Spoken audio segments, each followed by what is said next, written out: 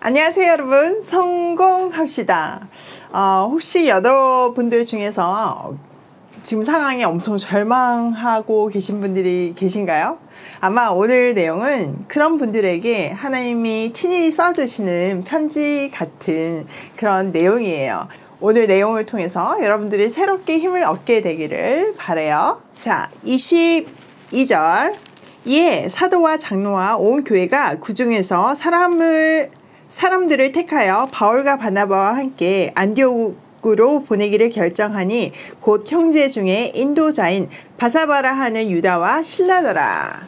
자, 예루살렘 총회가 끝나고 모두들 야고보의 결론에 동의했어요. 그래서 결정된 내용들을 편지로 공식 문서로 써서 각 해당에 보내기로 했죠. 그리고 그 편지를 전달할 사절단을 뽑았어요. 그들은 지도자들이었던 유다와 실라였어요. 자, 23절. 그 편에 편지를 붙여 이르되 사도와 장로된 형제들은 안디옥과 수리아와 길리기아에 있는 이방인 형제들에게 문안하노라.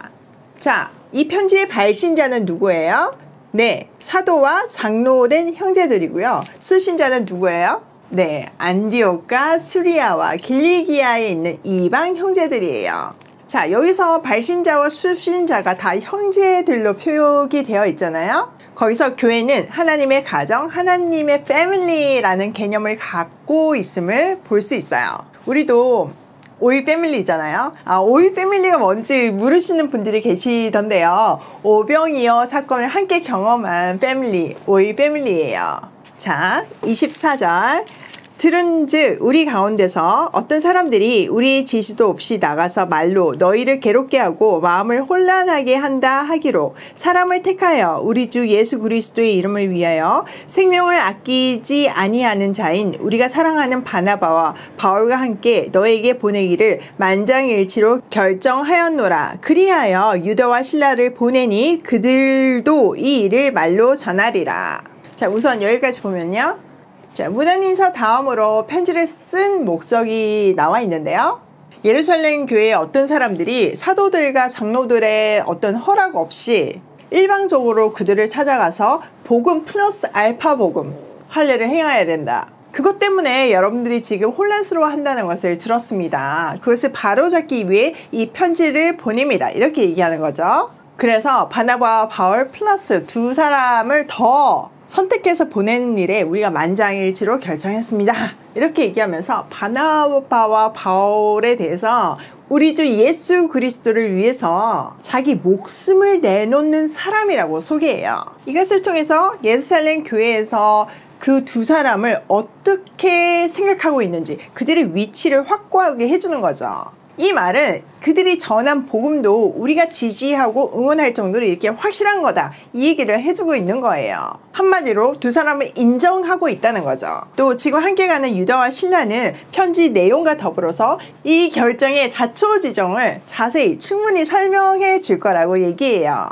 공식 문서에서 담을 수 있는 게 한계가 있잖아요. 그걸 이제 이렇게 다 알려주고 말로 풀어주고 또 질문이 있으면 대답도 해주고 이 역할을 하겠다는 거죠. 자, 28절. 성령과 우리는 이 요긴한 것 외에는 아무 짐도 너에게 지우지 아니하는 것이 옳은 줄 알았노니 우상의 제물과 피가 목매어 죽인 것과 음행을 멀리 할지니라. 이에 스스로 상가하면 잘 되리라. 평안함을 원하노라 하였더라.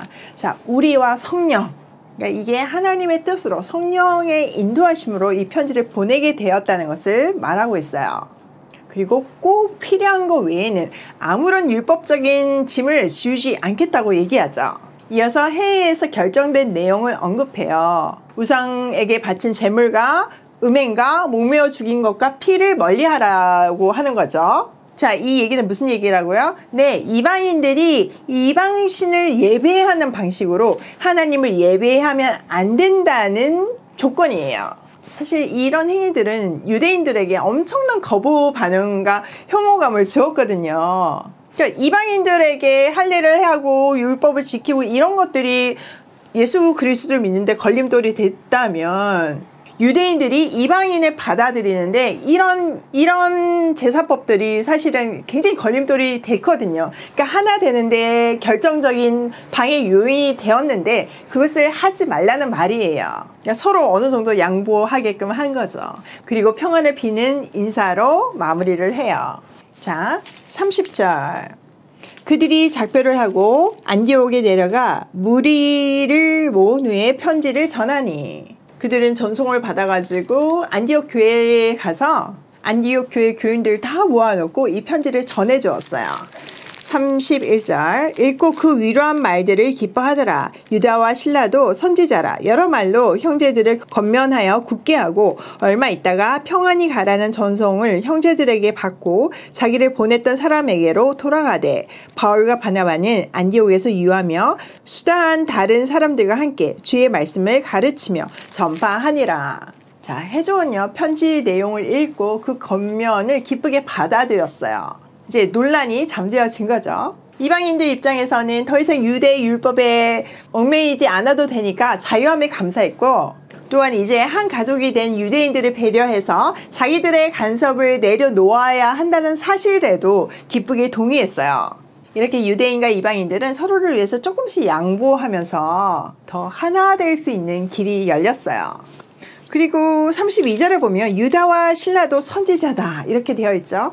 이 말은 하나님으로부터 계시를 받아서 사람들에게 전달할 수 있었다는 의미예요. 그래서 여러 말로 사람마다 접촉점이 다르잖아요. 그러니까 이렇게도 얘기하고 저렇게도 얘기해서 형제들을 격려하고 믿음이 견고해지도록 도왔어요. 그들은 수리아 안디옥에서 잠시 머물다가 전송을 받고 다시 예루살렘으로 돌아갔고요. 바울과 바나바는 계속 안디옥에서 머물면서 다른 여러 사람들과 함께 주님의 말씀을 가르치고 전했어요.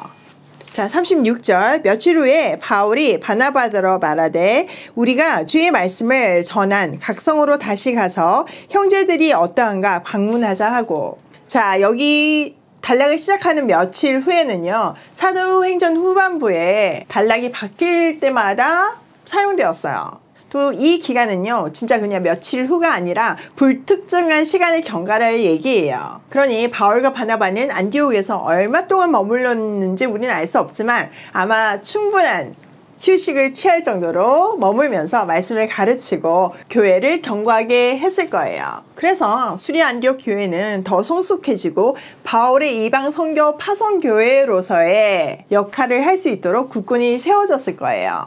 얼마간의 시간이 흐른 후에 바울은 바나바에게 1차 선교 여행에서 세워진 그 도시들을 다시 찾아가가지고 그들이 어떻게 신앙생활을 하고 있는지 살펴보고 지도해주자고 제안을 했어요. 바울을 그 당시에 돌 맞아 죽을 뻔했는데도 되돌아갈 정도로 그들을 사랑했잖아요. 그러니까 지금 얼마나 궁금했겠어요. 자, 근데 문제가 발생을 하는데요. 37절.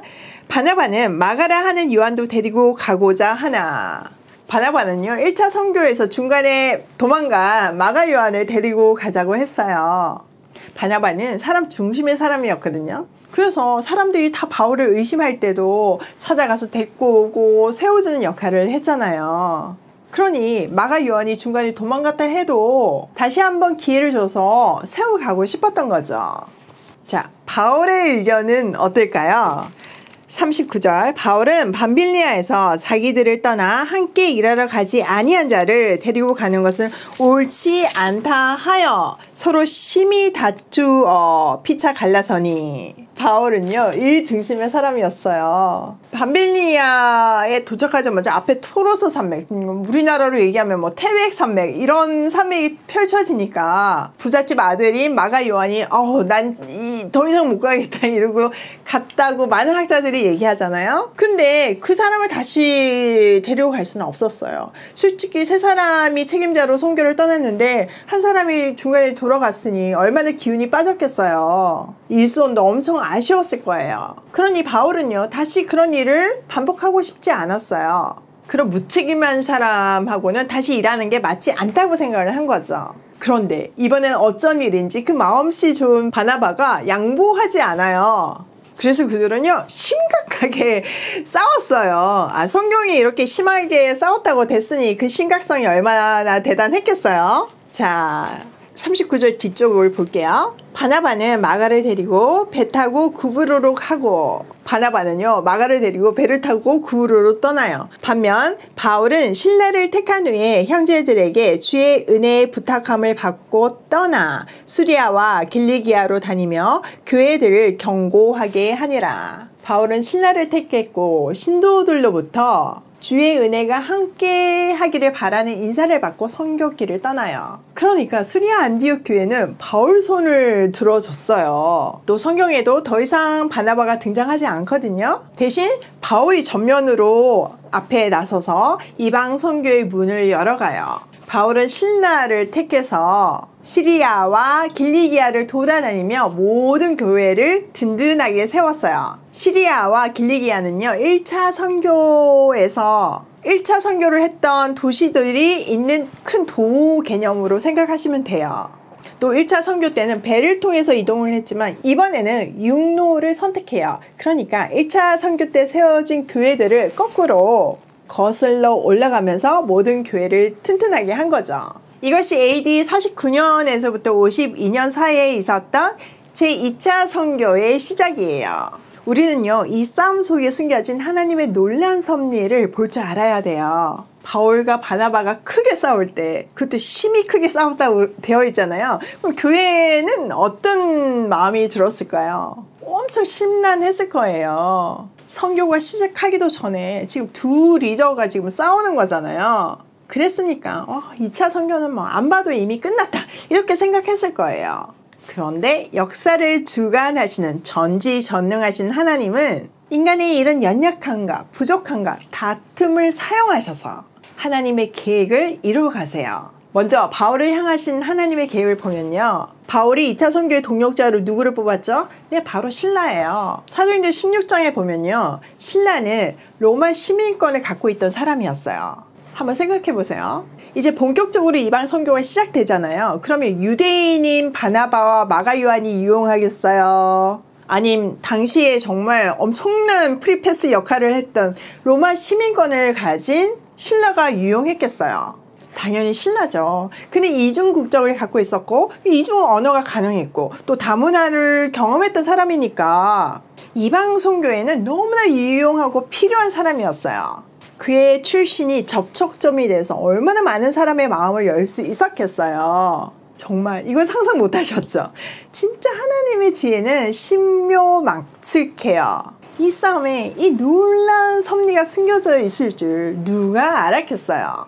그럼 바나바와 마가 요한은 버리셨나요? 포기하셨을까요? 아니에요. 바울은요 골로새서 4장에서요 마가 요한을 나의 위로라고 말했어요. 또 그의 유언과 같은 디모데 후서에는요 마가 요한이 내게 유익하다고 말해요. 마가 요한이 변한 거죠. 그가 그렇게 성숙되기까지 누가 있었을까요?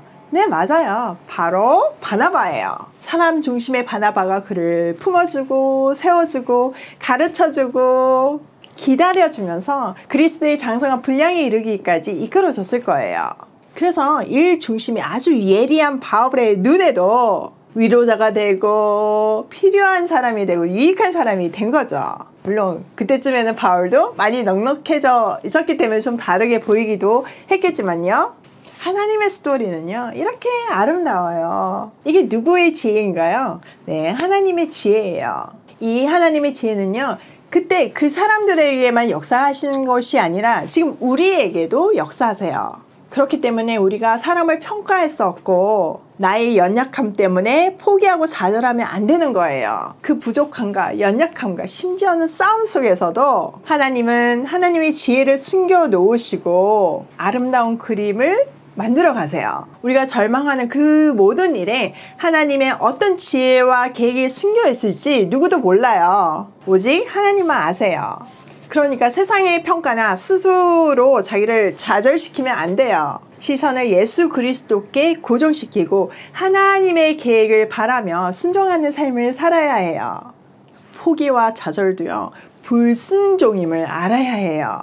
자, 오늘 내용을 내 삶에 한번 적용해 보면요 첫 번째, 절망 속에 숨겨진 하나님의 계획을 바라보자예요. 지금 여러분의 상황이 얼마나 절망적인지, 나한테 얼마나 소망이 없는지 그게 중요한 게 아니에요. 그 안에 하나님의 계획이 있다는 게 중요한 거죠. 그러니까 절망하면 그건 불순종이에요. 두 번째, 하나님의 주권을 인정하는 삶을 살아야 해요. 제가 고난의 시간을, 그 광야의 시간을 견뎌낼 수 있는 유일한 방법은 하나님의 주권을 인정했기 때문이에요. 내가 보기에는 소망이 없었지만 하나님의 계획을 인정하는 삶이 결국은 저를 일어나게 했거든요.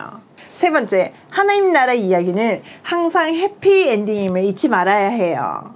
이 싸움 속에 이런 아름다운 스토리가 숨겨져 있을 줄 누가 알았겠어요. 저도 사실 이런 비슷한 경험이 있거든요. 만약 저에게 그 다툼이 없었다면 아마 유튜브에서 여러분들이 저를 보지 못했을 거예요.